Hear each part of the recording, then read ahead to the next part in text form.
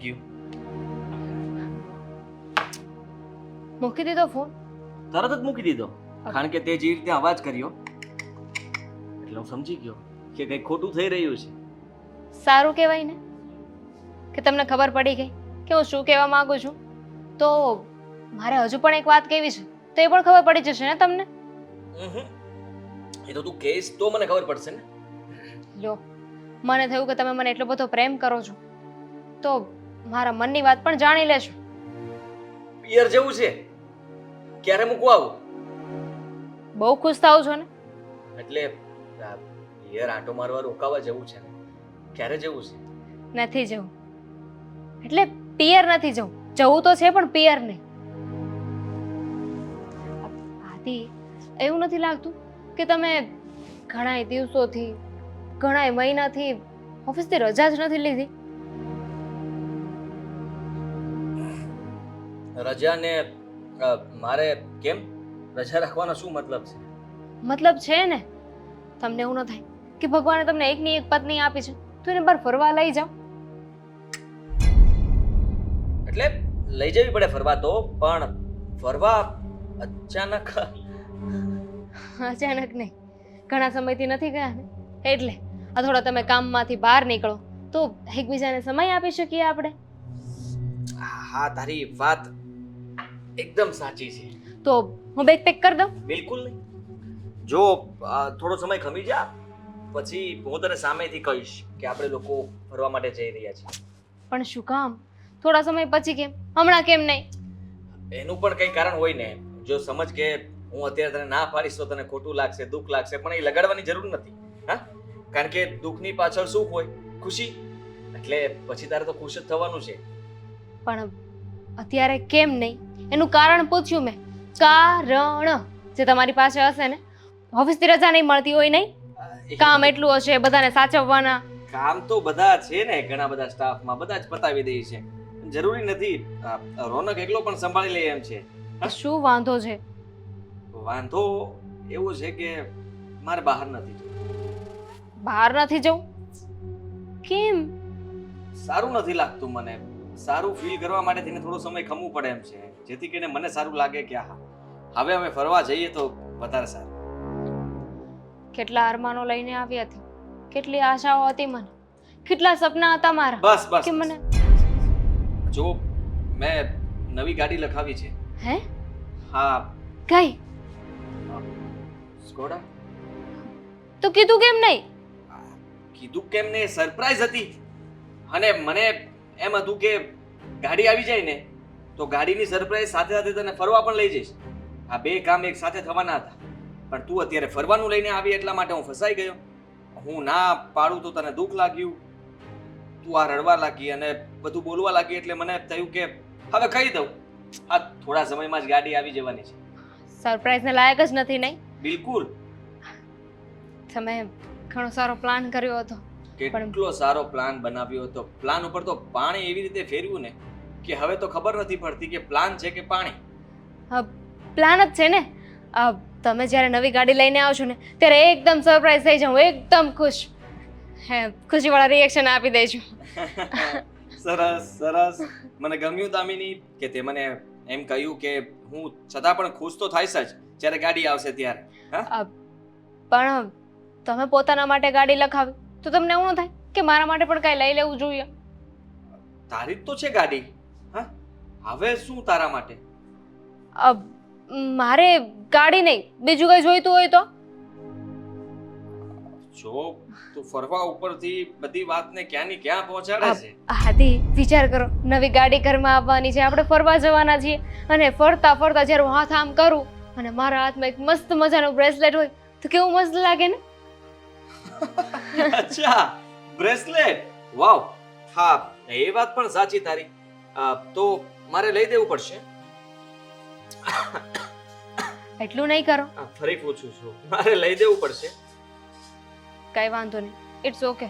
તમારે ના લઈ દેવું હોય તો. આ તો તમારી પત્ની છું એટલે તમારી પાસે ડિમાન્ડ કરું ને, બીજું તો હું કોને કહેવાની છું? તમને કહી શકું, તમને કહેવાનો હક છે મારી પાસે તો. બસ બસ બસ. હા બસ. આ ફરી પાછું ચાલુ નહીં કર દે. ઉદાસ આત્મા, ખુશ રહે. હા ઠીક છે, આપણે બંને સાથે જશું, તને ગમે એવું બ્રેસલેટ લઈ લેશું, ઠીક છે? સાચું? સાચે? આપણે અઠવાડિયા પહેલા મોલમાં ગયા હતા કે ત્યાં હતું કે નહીં? હા. હીરો એ વાળો. Okay fine. થેન્ક ચાલ યુ. હવે મારે લેટ થાય છે, હું જાઉં. જવું છે? શું કરું? જાઓ જાઓ, પછી તો રજા પાડવાની જ છે ને. હા ચાલ બાય. બાય.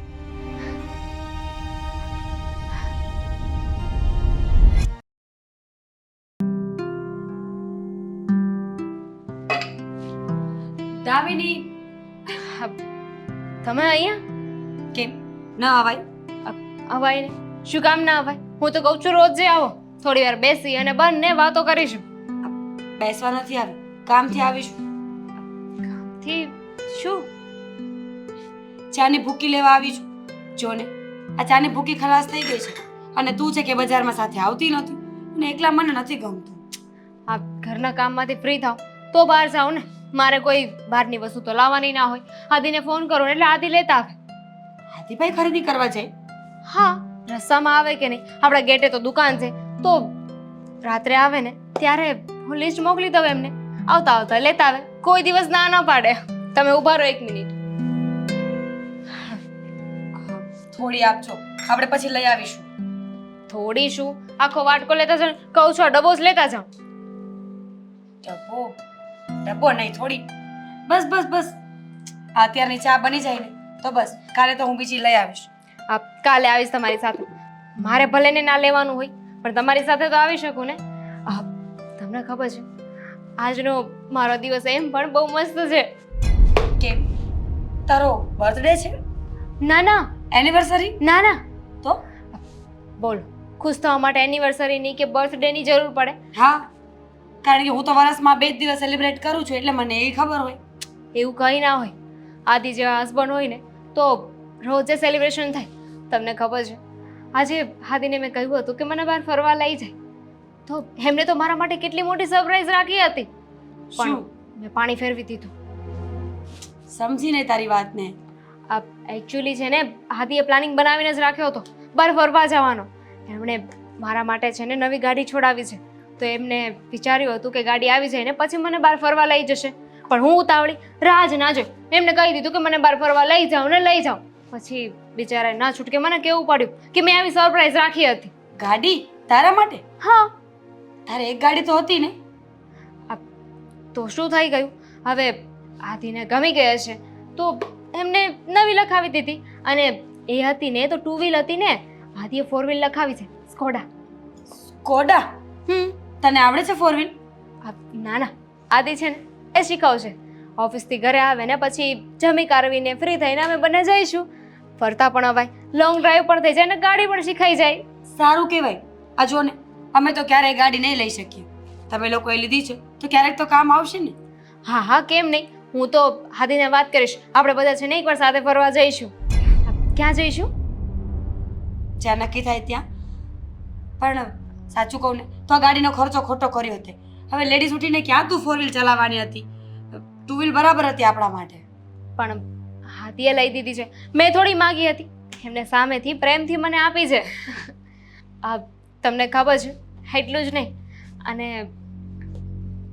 મેં તમને કહ્યું હતું ખબર કે હું અને આદિ અઠવાડિયા પહેલા મોલમાં ગયા હતા. ત્યાં એક બ્રેસલેટ હતું ને, બહુ જ મસ્ત હતું. મને તો એવું ગમી ગયું ને, મારો તો જીવ એમાં રહી ગયો હતો. બ્રેસલેટ પણ? હા. તો આજે આદિ સાથે વાત કરી તો આદિએ કીધું કે મને લઈ દે છે. દામિની, સારું કહેવાય ને કે આદિત્યભાઈ તારું આટલું ધ્યાન રાખે છે, તને સાચવે છે. હું ખુશ છું તારી ગાડી અને બ્રેસલેટ માટે. પણ જો સાચું કહું ને તો આટલો ખર્ચો ન કરવો જોઈએ. આ ખર્ચાની ક્યાં વાત છે? હા, જો આદિ મારા માટે જે પણ કંઈ કરે છે ને એના માટે હું બહુ આભારી છું. એમને કોઈ દિવસ મને કોઈ વાતની કમી નથી આવવા દીધી. હું કંઈ માગું ને એની પહેલા તો એ વસ્તુ હાજર કરીને આપે છે મને. ચાલ ત્યારે હું નીકળું હવે. જવું છે? હાસ તો.